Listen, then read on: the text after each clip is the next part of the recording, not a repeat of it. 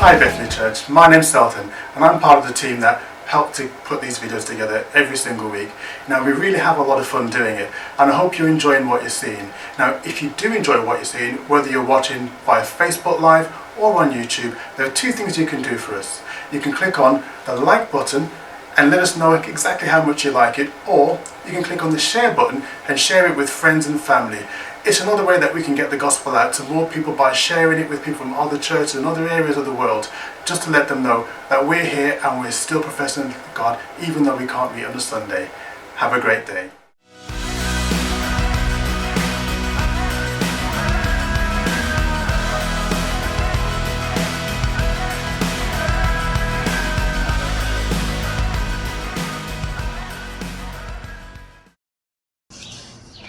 Welcome to Bethany Church, Manchester Digital Service. I'm Kathy and I'm a music teacher. And I'm John. I run a small business and we're married. We know that you're really going to enjoy today's service, and later on we have a special guest speaker. More details to follow. Yes, more details to follow. Right. We were really amused by Christianity's Today's quote, which says, "When God shuts the church door, he opens a browser window." Right, we're going to open with a prayer. I found this prayer on the internet, and it's done by a girl called Cameron about a pandemic, so just read that to you if I may. May we, who are merely inconvenienced, remember those whose lives are at stake. May we, who have no risk factors, remember those most vulnerable. May we, who have the luxury of working from home, remember those who must choose between preserving their health or making their rent. May we, who have the flexibility to care for our children when the schools are closed, remember those who have no options. May we, who have to cancel our trips, remember those who have no safe place to go. May we, who are losing out our margin income in a tumult of the economic market, remember those who have no margin at all. Remember those who have to settle for a quarantine at home. Remember those who have no home. As fear grips our country, let us choose love. During this time when we cannot physically wrap our arms around each other, let us yet find ways to be the loving embrace of God to our neighbours. Amen. And I'd like to read from one of my favourite psalms, because it calls so together.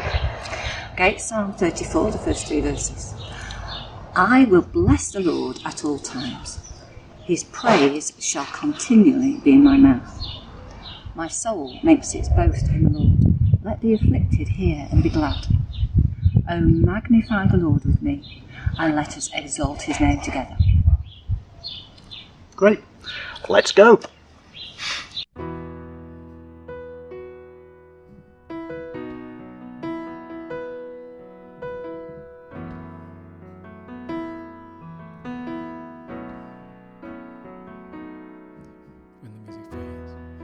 When the music fades and all is stripped away, and I simply come, longing just to bring something that's of worth that will bless your heart. We'll bring you more than a song, for a song in itself, it's not what you have required. You search much deeper within, through the way things appear. You looking into my heart. I'm coming back to the heart of worship, and it's all about you. It's all about you, Jesus. I'm sorry, Lord, for the things I made it, when it's all about you.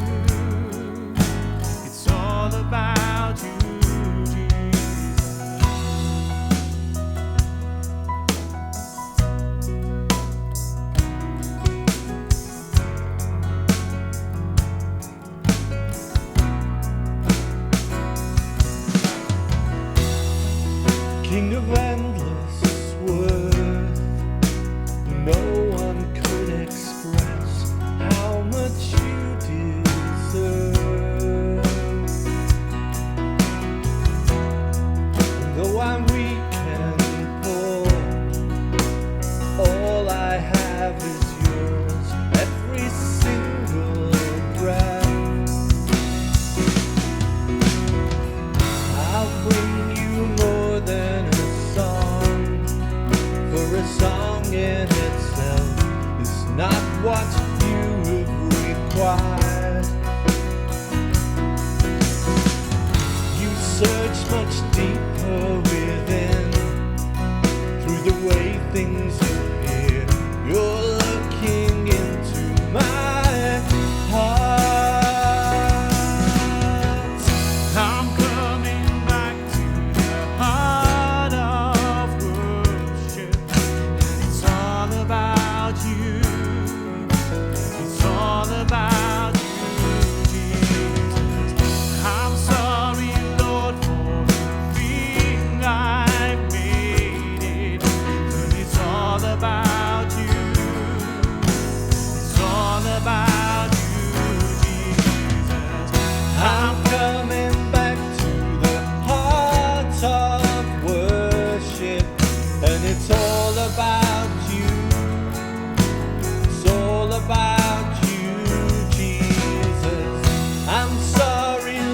for the thing I've made it, but it's all about you. It's all about you, Jesus. I'm coming back to the heart of worship, and it's all about you. It's all about you, Jesus. I'm sorry, Lord, for the things I've made it, when it's all about you. It's all about you, Jesus. I'm coming back to the heart of worship, and it's all about you. It's all about you, Jesus.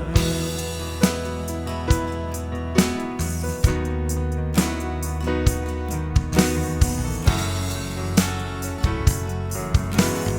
It's all about you, Jesus. It's all about you.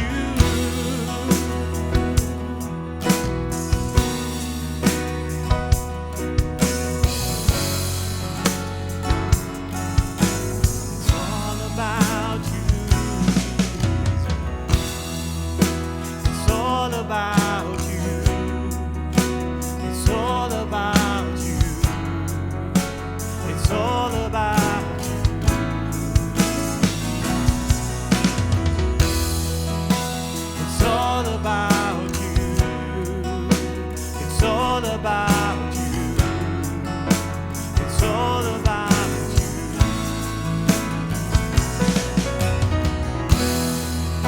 It's all about you. It's all about you. It's all about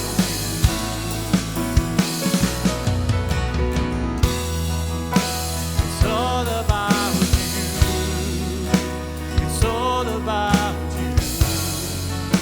It's all about you. I'm coming back to the heart of worship, and it's all about you. It's all about you, Jesus. I'm sorry, Lord, for the things I've made it, when it's all about you. It's all about you, Jesus.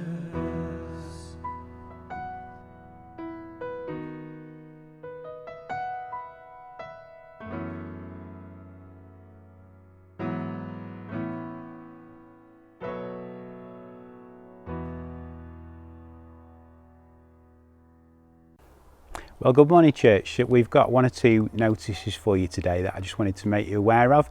Of course, many of you will know through our email function that we sent out an email saying that the church was working on a food bank with Gatley Community Help Group. That's fully in operation now and is open 3 days a week. It's open on a Monday, 12 till 2, on a Wednesday, 12 till 2, and on a Saturday 9:30 till 12. So if you know anyone who's in need and they need to connect in with that facility, that resource, then do contact Fran and she'll help you out with anything you need to know about that. Just to let you know, on top of that, we have had the blessing of being able to take advantage of the government's furlough scheme.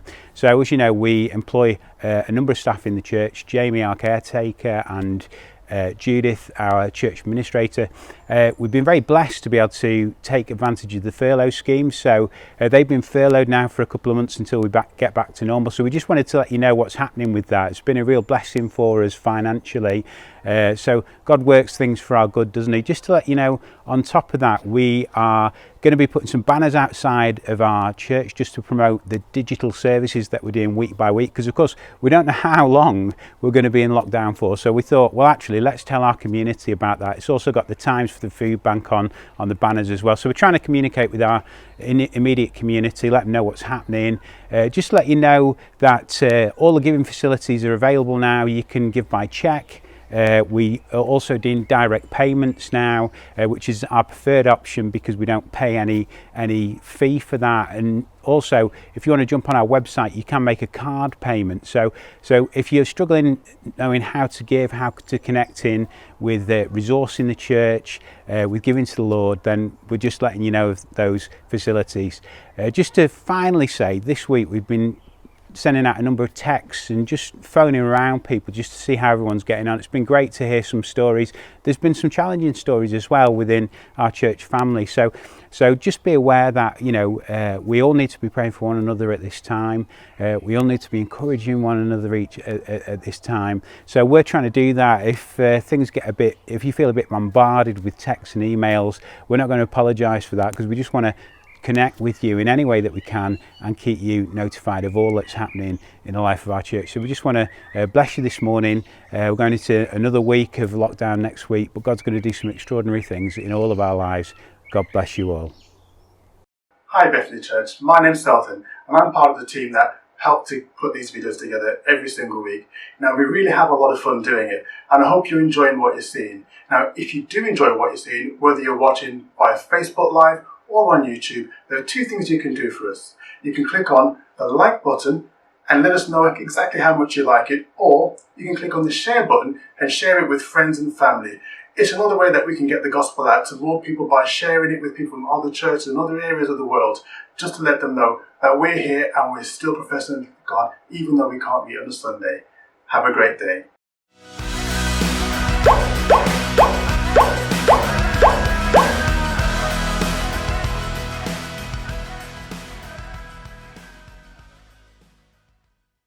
Hello church!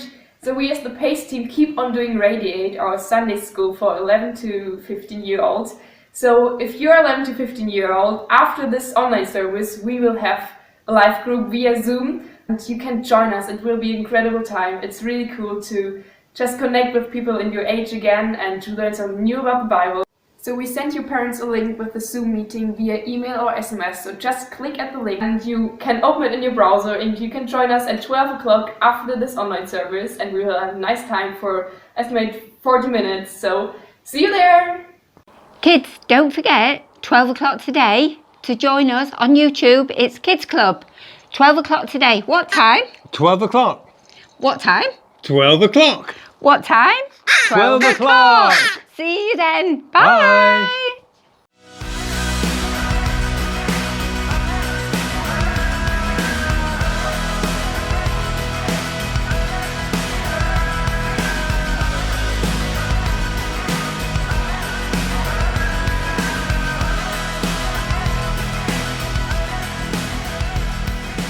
I'm trying to find where my place is. I'm looking for my own oasis. So close I can taste this. The fear that love alone erases. Well, it's my absolute pleasure this morning to be able to introduce our speaker to you.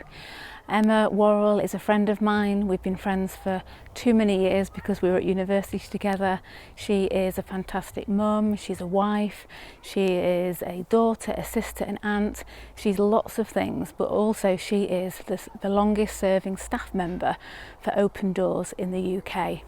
She has had many experiences of supporting the persecuted church, of going to many different nations, to meeting lots of Christians around the world who face extreme hardships and difficulties because they're followers of Jesus. And I love hearing her stories when she comes back and listening to the inspiration that she has from meeting these Christians around the world. Do you know that in the world today there are approximately 260 million Christians who face extreme persecution for their faith in Jesus Christ today? That's 1 in 8 believers face this kind of persecution where they're not allowed to freely follow Jesus. That's 1 in 8 of our brothers and sisters around the world. And Open Doors, as an organisation, they seek to support and to resource, to get alongside and encourage these Christians, because they believe that Christians shouldn't face persecution, shouldn't face suffering and hardship on their own, that we're a body and that we're a family.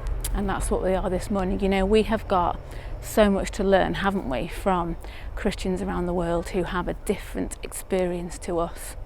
You know, Christians who have not been able to meet in churches for many years, but they're still walking in faith. Christians who have not been able to be free in their worship, who've had their freedoms restricted, but they are still walking in faith. So I pray this morning that we would just lend our ear, that we would lean in to hear what God has to say to us this morning, that we would give our ears but also give our hearts to hear sometimes the challenges, sometimes the difficult message, but what it is that God wants to speak to us this morning through Emma. Amen. Lazar is a church leader from Uzbekistan, Central Asia, a part of the world where Christians experience a tremendous amount of opposition and oppression simply because of their faith in Jesus. One time, the secret police came and raided Lazar's church. They took all his Bibles, all his Christian books.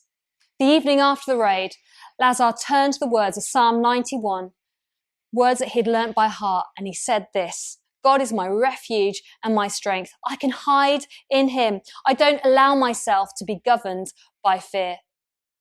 It's hard to not let fear and anxiety control us in uncertain times. And we are living in uncertain, scary times.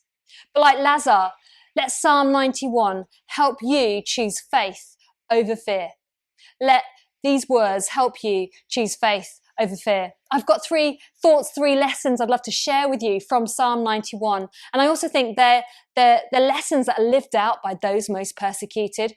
And for sure, I think that to survive and to thrive in this season, using the persecuted church, those most persecuted, as mentors to guide us through is going to be something that's going to be really helpful in terms of really growing in our walk with Jesus in this time.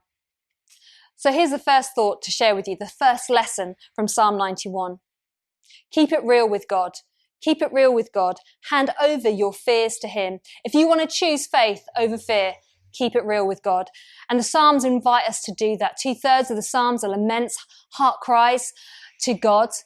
And Psalm 91 really does invite us, gives us that invitation to hand our fears over to God. COVID-19 has gripped us all, hasn't it? We're worried about our health, the health of others. The threat is very real. We're worried about job loss. We're worried about being furloughed. We're worried about getting through to the next payday. We're worried about our mental health and the risk of depression. We're worried about the impact on our kids' education. We're worried about how much we're spending on food. Maybe that's just me, but honestly, we're worried about lots of things right now. And it's safe to assume all of us, we're all fearful of something. When faced with fear and worry and anxiety, it really helps to reflect. It helps to actually vocalize, to write it down even, to note them, to list your fears. For a moment, think about what keeps you awake at night. What keeps you awake at night? Write down your fears, list them, note them. Because this is essentially what the writer of Psalm 91 does.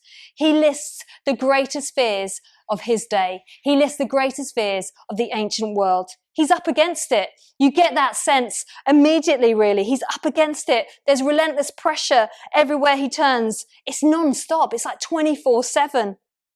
And the imagery is of all-out attack, wars, enemy traps, even talk of lions and cobras, fierce prey surrounding him. And he talks of the pestilence that stalks in the darkness, the plague that destroys at midday. These words sound all too familiar right now. But for a moment, imagine what it's like in countries where poverty and persecution have a stranglehold. Bangladesh is one of those places. Put yourself in the shoes of Christians there as coronavirus hits. Our partners in Bangladesh told us this. Some of the believers are starving. Some are forced to eat less so that they can maximize the number of days that they can continue to have food. Some are borrowing money with high interest rates to buy food. None of them have received any kind of support or relief aid from the government, living with poverty and persecution, and now a pandemic. Would you take a moment to stand with Christians living in places like Bangladesh and India? As you place your fears before God, as you hand them over, as you keep it real with God, pray they will too. Pray they will too. Let's just take a moment to pause.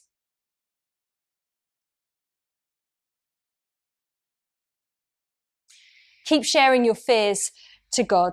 Hand them over. Trust him. The second thought, the second lesson that I want to share with you is this, is that God has this. God has got you. You're in the safest place possible. You're in the safest place possible. And Psalm 91 reminds us that there is one who is big enough to handle our fears. He's God. He's the Most High. That's what he's called from the get-go. God is with us in the toughest of times. He's got you. He's Emmanuel after all. He's God with us, present in the darkness and the difficulty. I might not understand the why and the mystery of hardship and suffering this side of eternity, but I know God's closeness, his ever-present help in times of trouble, to quote another psalm, Psalm 46. Let's look at verses 1 and 2 for a moment. It says, he who dwells in the shelter of the Most High will rest in the shadow of the Almighty. I will say of the Lord, he is my refuge and my fortress, my God in whom I trust. To find safety and hope, we're invited to dwell, meaning to take up permanent residence, to remain, to stop, to lodge, to abide in the shelter of the Most High. I love that image there, the proximity that we can have as we find our shelter in him. He is our hiding place in the storm. He is our shade, our comfort in the intensity of the battle and as the storm and the heat rages. His shadow carries the sense of diminishing the intensity of the heat. I love that picture. Verses 1 and 2 say, this is the safest place in the world, to be found in the presence of God, to be with God. And we have this compelling image of a mother bird protecting her young in verse 4. And as you read through, you'll see that there's this message of God is defending you, keeping you safe, watching over you. There's this image of refuge, shelter from attack. There is no time that he is not watching over you. You will not be consumed or overwhelmed. And verse 9 says, the Lord is our refuge. He will rescue and protect us.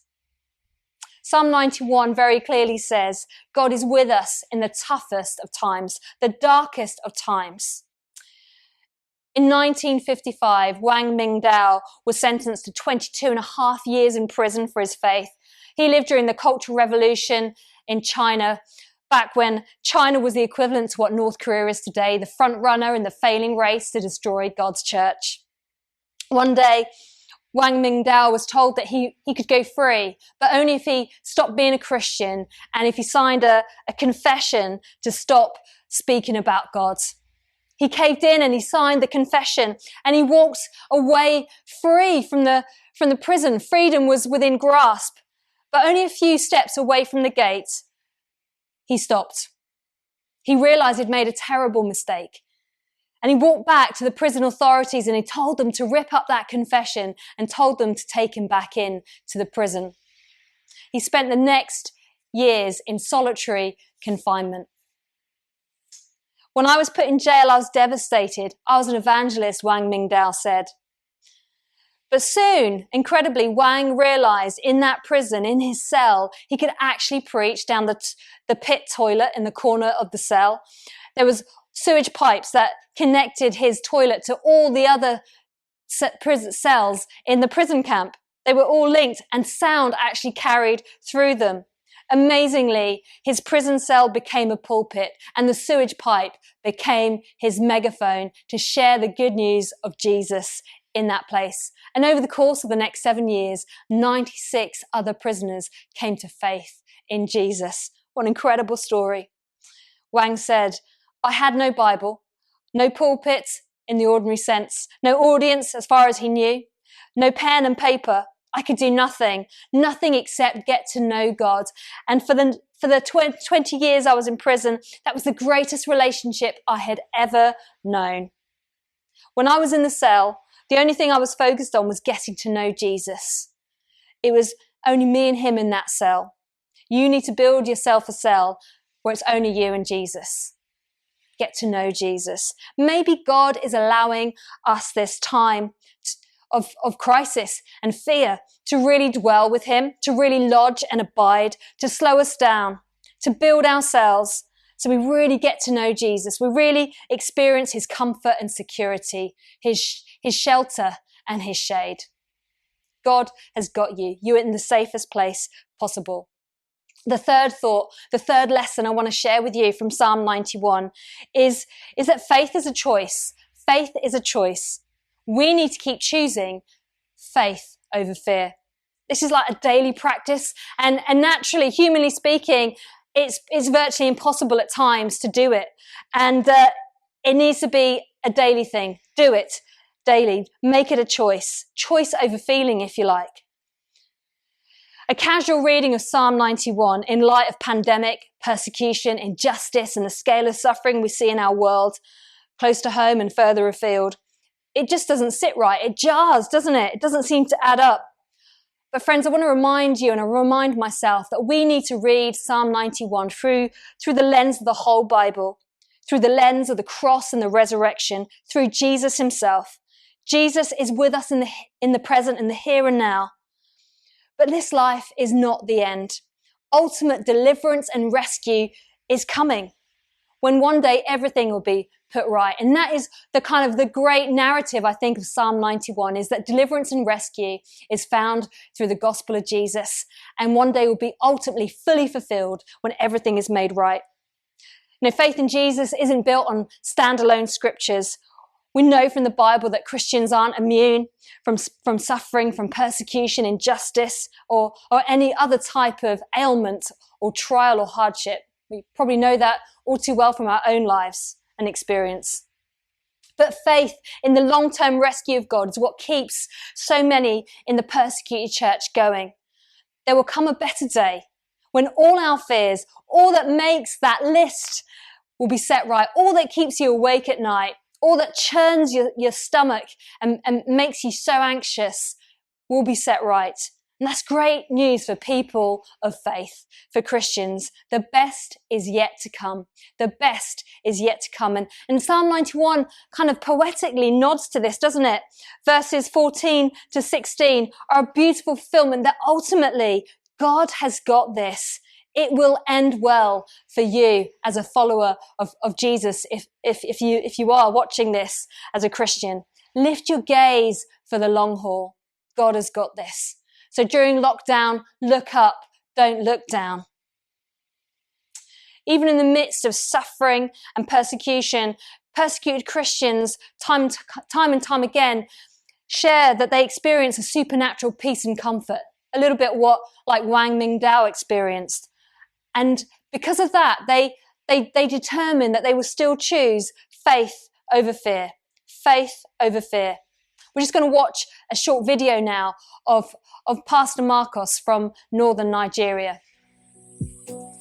Tsananin nan ya zama taki na bishara wanda yana karɓar mutane 200 bayan da Boko Haram suka tafi. Yanzu akwai mutane sun kai 300-400 suna nan week a kowane lokaci, amma da haka din abun karfafawa ne. Saboda haka wannan ma ba za mu yi addu'a cewa ba Ubangiji Allah ya ɗauke tsanani ba, a'a, sai dai mu yi addu'a cewa Ubangiji Allah ya ba mu karfafawa wanda za mu jimre. Domin littafin mai tsarki ya ce wanda ya jimre har matuka zai samu menene, zai samu tsira. Littafin mai tsarki shine sako da muke so aika mu duniya a ranar ta yau. Kada mu ji tsoro, kada mu firgita, a sai bege tana zuwa mana. Saboda haka hanyar nan Yesu almasihu ya bi, saboda haka tunda mu almajirai nasa na gaskiya, mu ma sai mun ɗanɗana, amma ƙarshe za mu samu nasara.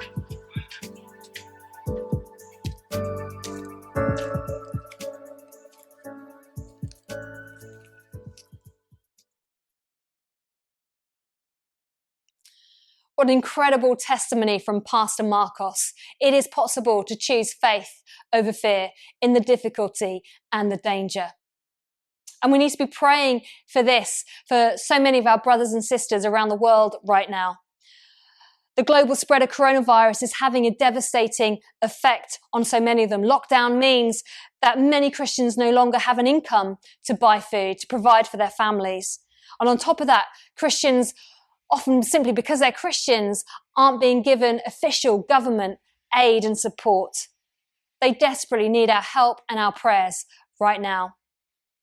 I'd love to tell you about Naomi from Indonesia. Her community are experiencing the full effect of COVID-19 right now. Naomi and her husband run a church, and they're dependent on the church giving to live, really, to fund them.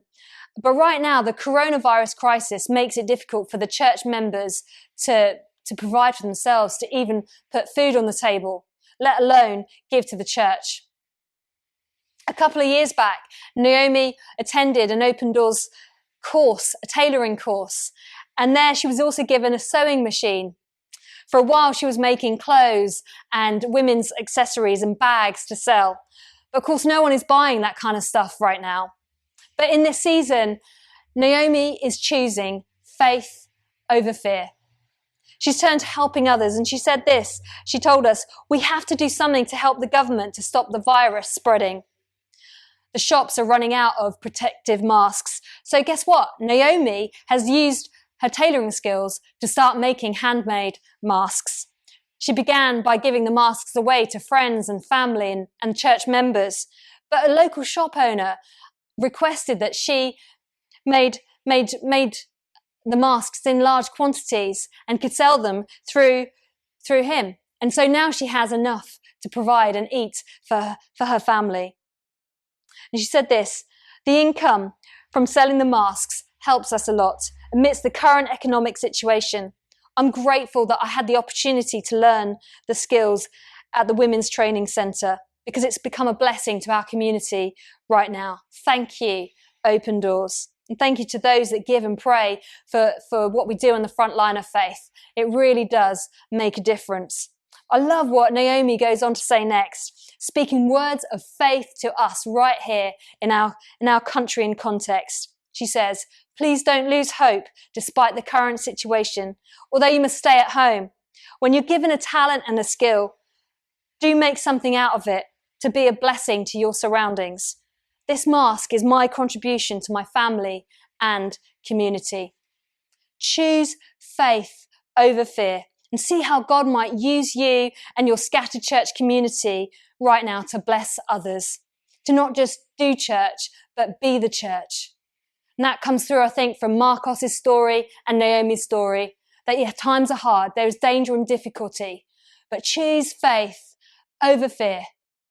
And you not only become strengthened and envisioned and emboldened yourself, you become a blessing to your community around you. There's that potential for that. Let's reread Psalm 91, verses 1 and 2 together. Perhaps join me as I read these verses. He who dwells in the shelter of the Most High will rest in the shadow of the Almighty. I will say of the Lord, He is my refuge and my fortress, my God in whom I trust. Like so many in the persecuted church, like Lazar, don't be governed by fear. Turn to these verses, memorize them, make it your wallpaper on your phone. Let it be a quick reminder and nudge to press into God. When you feel fear and anxiety rising in this season or any other time in your life, pray these verses through. Meet with God. Find the safe place, the shelter from the storm, the shade in the heat of the day. As we face unprecedented times and days, would you remember those most persecuted and learn from their story of courageous faith? You know, many of the 260 million most persecuted Christians are facing a lack of food and resources right now, as well as the isolation and restriction and confinement that persecution brings. They need our support. We need each other. We simply need each other. The body of Christ together. It's never been more important to stand with the persecuted church than at this time of uncertainty and to be family to them. I'd love you to pray for the Open Doors teams on the front line, aiming to bring hope and resources. And we can only do this because people like you, churches like you, make it possible. I'd like you to do two things. Would you, one, subscribe online and stay connected and pray for persecuted Christians in this time and going forwards. And you can do that on the Open Doors website. And two, can you help financially during this season and give to provide emergency aid to keep hope alive? To keep hope alive, where both persecution and COVID-19 are hitting hardest. Can you give? Can you stand together with your family around the world? On the slide, there should be a link to a place on the Open Doors website where you can make a practical response and give and contribute to the urgent appeal.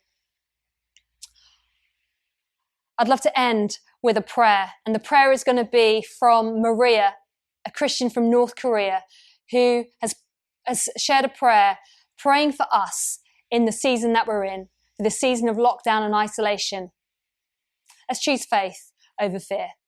하나님 아버지, 지금 전 세계가 코로나로 앓고 있는 이 사태에서 주님, 우리들에게 말씀으로 인하여 두려움을 가셔주게 하시고 우리들이 그 두려움 속에서 빨리 나을 수 있도록 하나님 큰 손길을 베풀어 주시옵소서. 주님.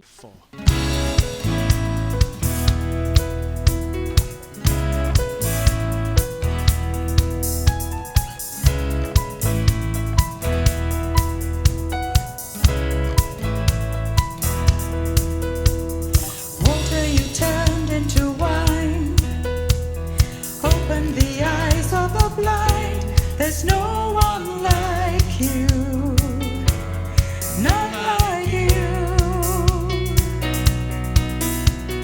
Into the darkness you shine.